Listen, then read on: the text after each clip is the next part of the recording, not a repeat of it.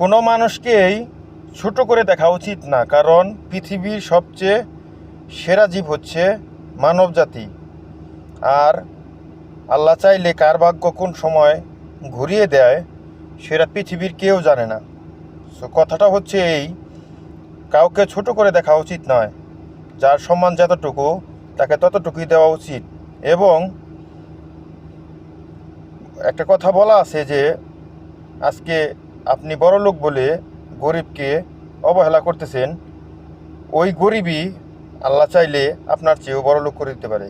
কারণ এটাই হচ্ছে মানবজাতি এবং আল্লাহর সর্বশ্রেষ্ঠ জীব, এবং তার কথাতেই সব চলে।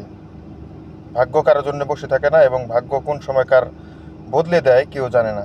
তো মানুষকে সবসময় শ্রদ্ধাশীলে দেখবেন এবং সবাইকে সম্মানের প্রেক্ষিতে রাখবেন। কার সময় কোন সময় আসে কেউ জানতে পারবেন না। এটাই হচ্ছে বাস্তবতা।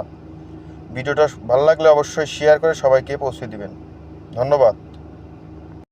কোনো মানুষকেই ছোট করে দেখা উচিত না, কারণ পৃথিবীর সবচেয়ে সেরা জীব হচ্ছে মানবজাতি।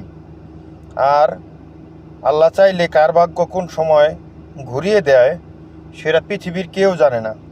সো কথাটা হচ্ছে এই, কাউকে ছোট করে দেখা উচিত নয়। যার সম্মান যতটুকু তাকে ততটুকুই দেওয়া উচিত। এবং একটা কথা বলা আছে যে আজকে আপনি বড়লোক বলে গরিবকে অবহেলা করতেছেন, ওই গরিবই আল্লাহ চাইলে আপনার চেয়েও বড়লোক করে দিতে পারে।